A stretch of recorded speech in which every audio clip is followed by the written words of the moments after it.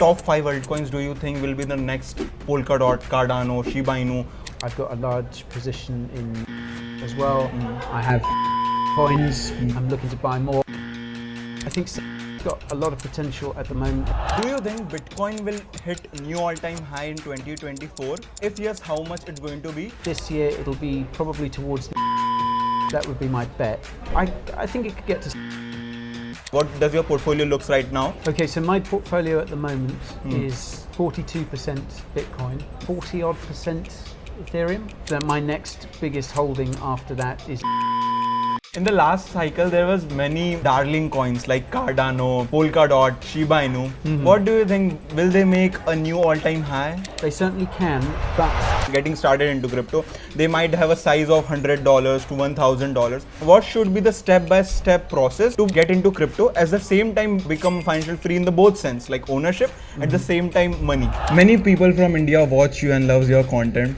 What do you think is the future of crypto in India? well, it's difficult because you guys have been telling me all about these, these taxes. Many people are saying that this is going to be the last and the biggest bull run. What are your thoughts on that? Yeah, that's possible because the next bull run will have much more in the way of regulation.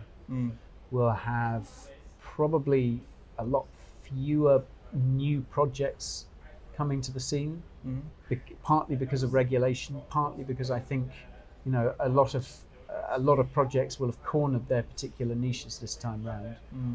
But that's just my speculation. We could be right, but I've seen a lot of people whose opinions I respect seem to think that this is part of a this could be the big cycle, and especially if it ties into loose monetary policy in places like the US.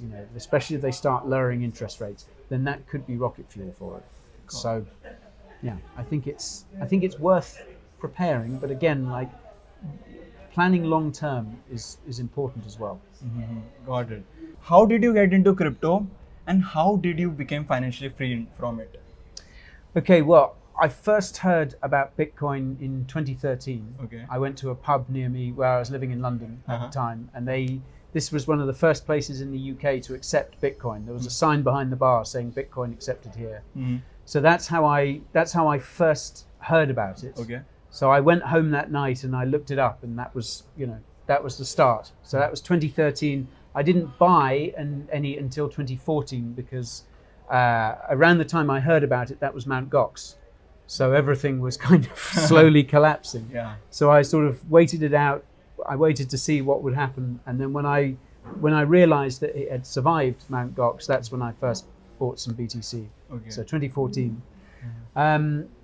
And financially free, I mean, that is an ongoing process. It's an ongoing process for everyone. But for me, it's been about slowly accumulating Bitcoin. Bitcoin makes up the largest individual part of my portfolio.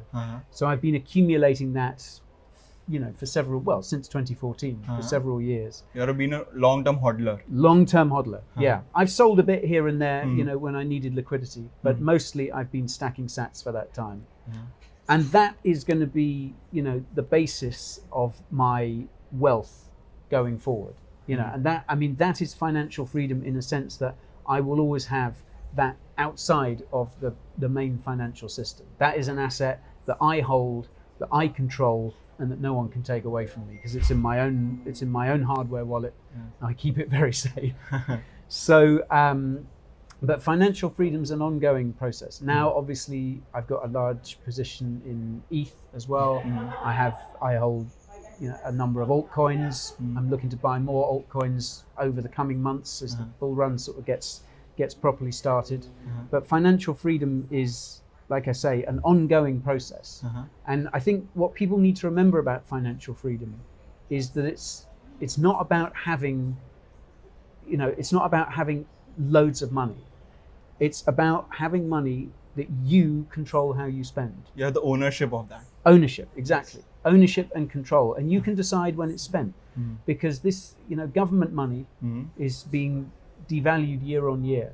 And sooner or later, when they introduce CBDCs and things like that, then some governments, and it will start with some and it will spread to others, but some will limit where you can spend that money. And you could have millions of dollars in the bank, but if someone else can decide how and when you can spend that, then you're not financially free. It's of no use. It's of limited use. Yes. It's of limited use, and when you need it the most, you might not have it. So it's important to build up something, to build up a nest egg, if you like, that is beyond anyone else's control. That is what financial freedom is about. Okay, so financial freedom is just not having too much money. It's also about having the freedom and ownership to control that money. Yeah, you make the decisions where it's spent. And of course, the amazing thing about Bitcoin and so many other cryptos is that you can move it across borders. You could decide to leave India for good. You could have all your wealth on your device. You can memorize your seed phrase, and you can go anywhere, and you can access that wealth. No one can take that away from you, and that's so important. And that's only going to get more important. Got it. So till now you are from in crypto from 2014. So you have saw many bull runs, many bear run. Yep. So according to your experience, what does your portfolio looks right now? And what do you think is going to be an ideal portfolio for someone who is getting started into crypto and can make most out of this bull run? Okay, so my portfolio at the moment is about 42% Bitcoin, about 40-odd% Ethereum, ETH, and my next biggest holding after that is USDT and Atom. But I keep USDT as dry powder. That's needed. Yeah, and that's very important. Actually, now that I think of it, I think ETH's more like 30% of my portfolio. So I'm starting to rotate into other altcoins. For instance, I bought some Sol a few months ago, which has worked out quite well. I wish I'd bought it before that. I also bought some Pith Network. I think that's a really interesting project as well. Yeah. And then I've got a few sort of smaller holdings as well. The ideal portfolio for someone getting started now and want to make the most out of this bull run. Yeah. Well, look, Bitcoin is, if you like, the safest. In a very risky asset class, Bitcoin is probably the safest. Yes. But you won't get crazy returns. But I think a good portfolio should be fairly heavily weighted towards Bitcoin as a bedrock, because it's tempting to put all your money into something that could potentially 100 or 1,000x. But there's huge downside to that. I agree. Lots of people try that, and most of them don't pull it off. It doesn't work for most people. Yeah. So again, take your time. If you miss this cycle, okay, it's a shame. If you don't get the huge gains this cycle, there's future cycles. But I think Bitcoin should be a bedrock of a good portfolio. Okay, it must be in their portfolio, right? Yeah. Okay. Yeah, I always think it's a bit odd when someone doesn't have it. I understand why, but I also understand that.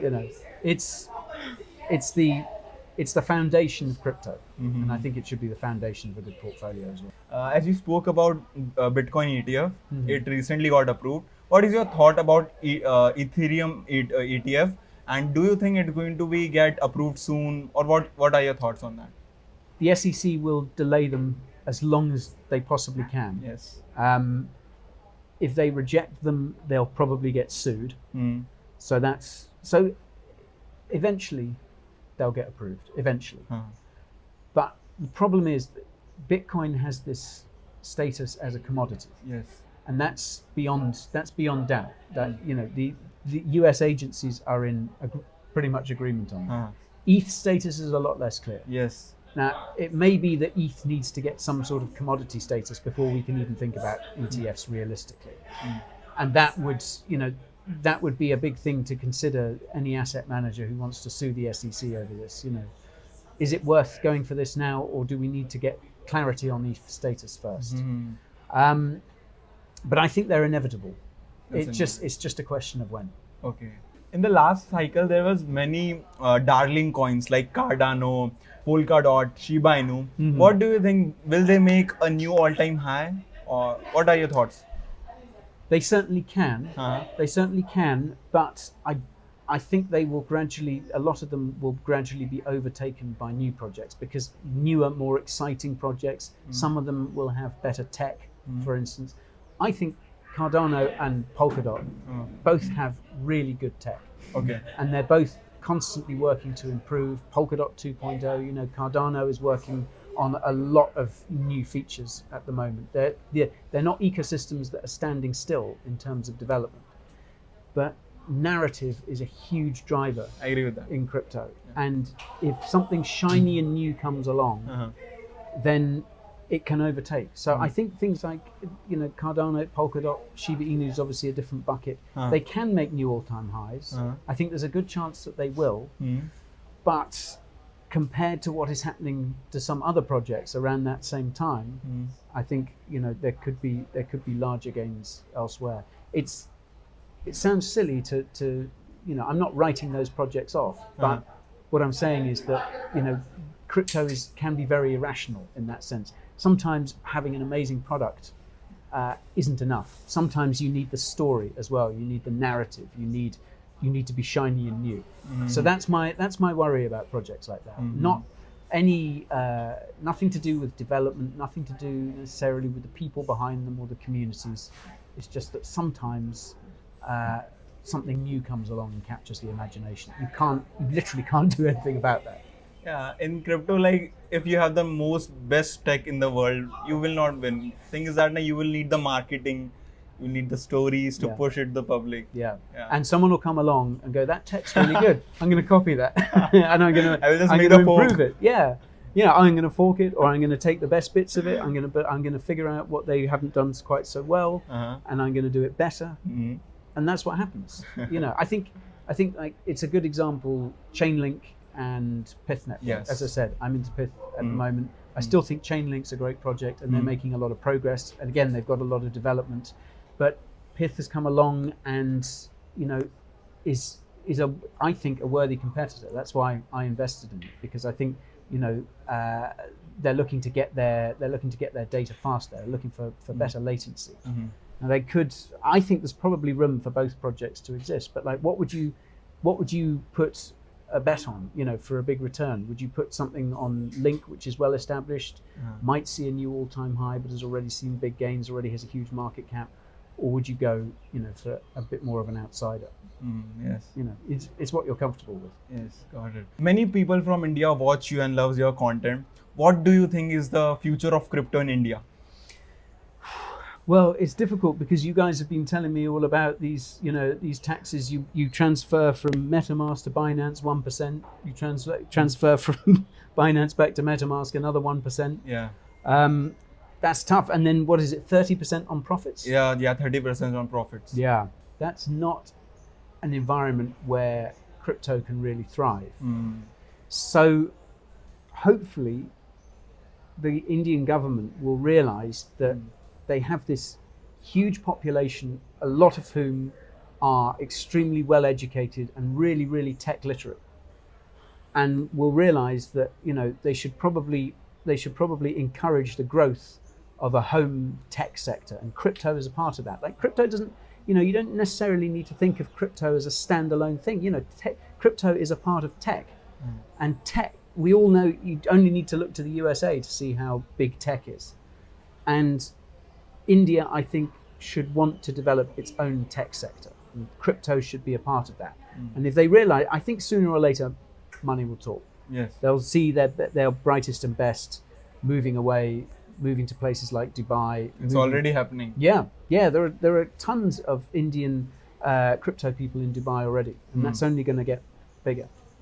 So my hope is that the government kind of sees sense on that. But then government works very slowly. I'm sure that's the case in India as it is everywhere else.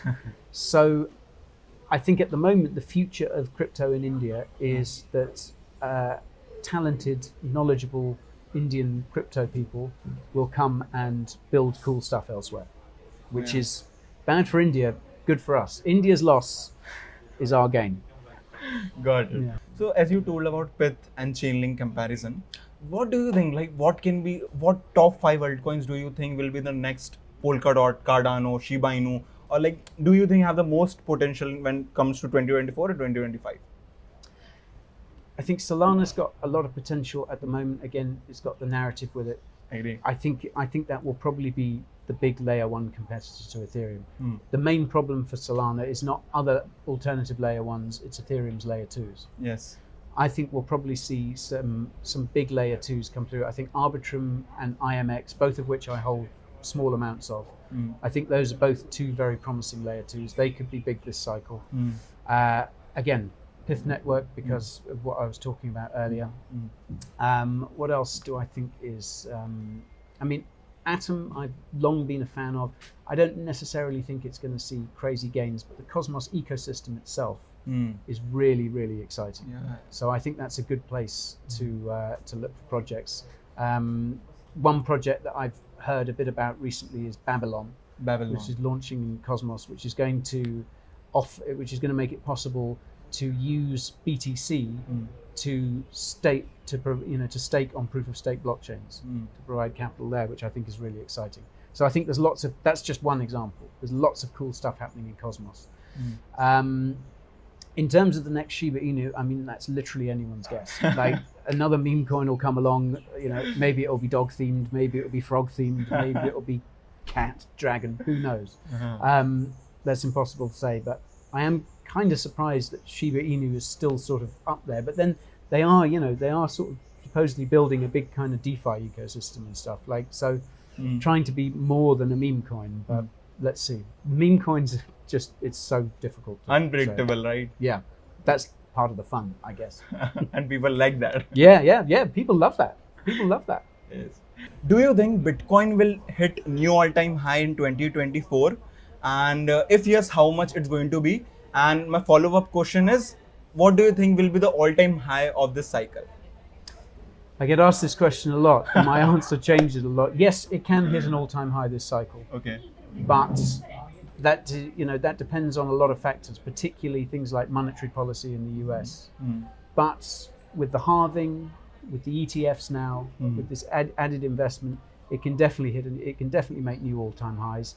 I think if it does do it this year, it'll be probably towards the end of the year. That would be my bet. What can it hit?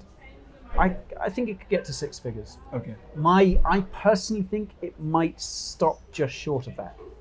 But this is the thing when you make price predictions. Most of the time you're wrong. So we'll see. But again, like I don't plan to sell my Bitcoin when it gets to six figures. Okay. I'm holding for the long term, and I think certainly for me, that's the best strategy. But other people will be in a different situation. So you have to let your circumstances dictate the decisions you make. Okay. Any thought on the all-time high? When do you think it can happen for this cycle? Like I say, I think probably more towards the end of the year. Like we got the halving in April. Generally, there's a sort of increase after that. I think it will most likely be quite gradual, and we'll see big pumps and we'll see big corrections. Because that's the nature of crypto. Yes. So people have got to be prepared to ride those out. Okay. Also, like many people, the viewer who have not a big portfolio to start in crypto and getting started into crypto, they might have a size of $100 to $1,000. According to you, what should be the step-by-step process to get into crypto, at the same time become financial free in the both sense, like ownership, at the same time money? Okay. That's a tricky one. I can't give financial advice, but what I will say is that it doesn't matter if you start with a small amount. The main thing is that you start, and this is something that if you say this to younger people, they don't always get it. They have money, they want to spend it, and the most important thing that you can learn when you're young is to start investing, is to start putting money somewhere, either that can generate a yield for you, or that it can be, you can start building up savings. And Bitcoin is a great way of doing that. Store of value. Exactly. So I think the first thing is to just slowly build a position, and that can take time, and you have to be patient. As you build that position, as you make some profits, then you can think about moving into slightly riskier assets within crypto. But you have to spend the biggest investment, the best investment you can make is time. If you just decide to ape all into a meme coin, sure, you might you might make some money. Chances are you'll probably lose it all. Hmm. Whereas if you take time to see how the market works, look into the narratives that drive the market, look into all these other factors, then you're much more likely to make good decisions. Don't chase 100x when you can make a safer 10x. Okay. Getting the skin in the game, right? To learn about it, to invest in it. Yeah, and once you have skin in the game, you're so much more open to learning about it. This is what I always say to people. It's like, should I buy Bitcoin? I don't really know anything about it. It's like, if you buy some, you'll know all about it, because then you have skin in the game. Yeah, now you're invested. Now you have to learn to get the money back, right? Exactly. So now we are going to have a quick fire session. I will ask questions. Just choose one, and you will just answer in seconds. Okay. Bitcoin or Ethereum? Bitcoin. Ethereum or Solana? Ethereum. Shiba Inu or Doge? Doge. Football or cricket? Cricket. Ben Stokes or Virat Kohli? Ben Stokes.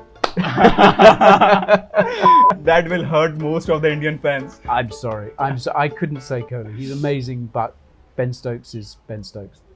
And that was a session. And thank you so much, Guy. We got some. A pleasure, my friend. A pleasure. Yeah. Thank you for this. We got some of the most insightful answers, and I like Guy is really big. His channel is really good.